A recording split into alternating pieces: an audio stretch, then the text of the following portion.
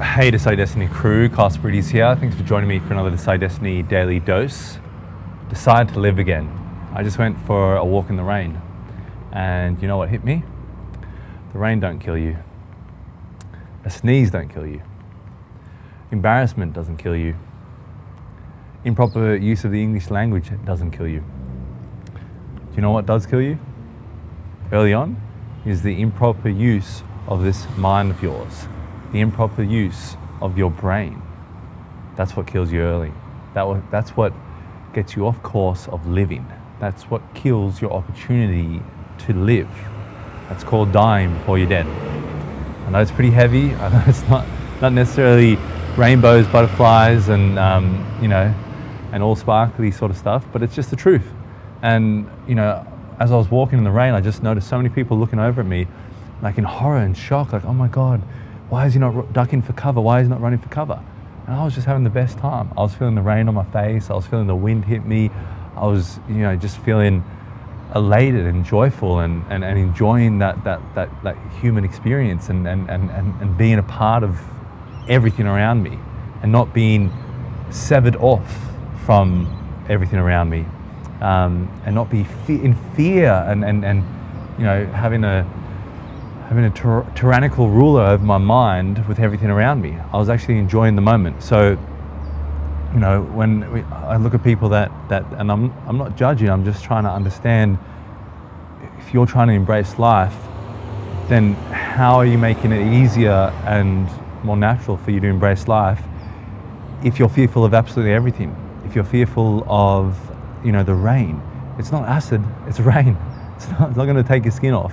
How can you enjoy life, embrace life, and actually be a part of this experience and be energized to embrace life if you're already killing yourself off in your mind? And Les Brown talks about this really good in his speech, and he says most humans are dead by 25, or graveyards are full of people that have died at 25 but only went to the graveyard at 80.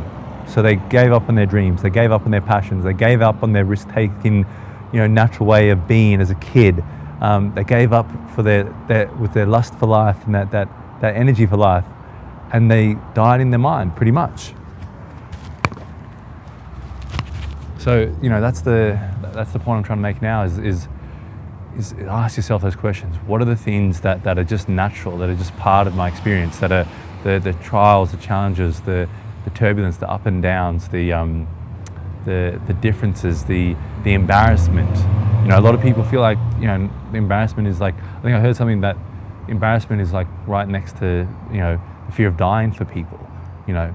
Are you living with all those fears in the front cortex of your mind at all times? Are you using this brain correctly? Are you learning how to use it?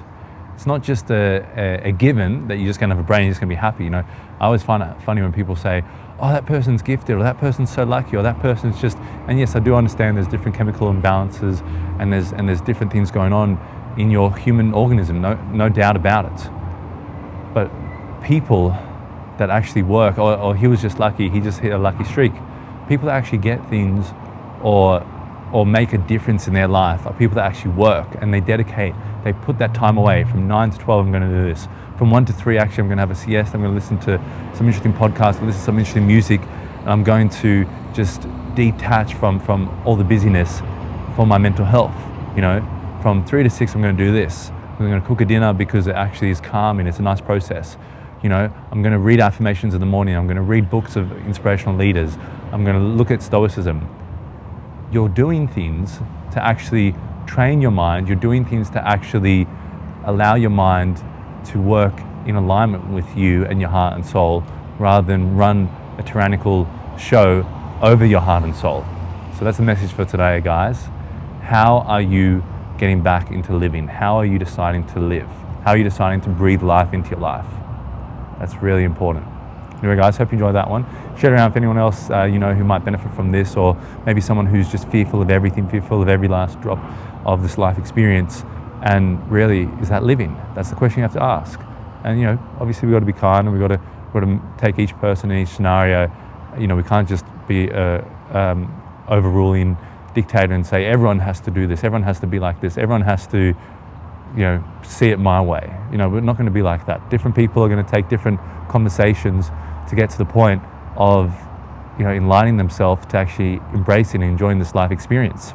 And it's going to take time. Sometimes you're going to not want to. I totally respect that. Sometimes you just want to have a day in bed. Sometimes you just don't want to get out enough.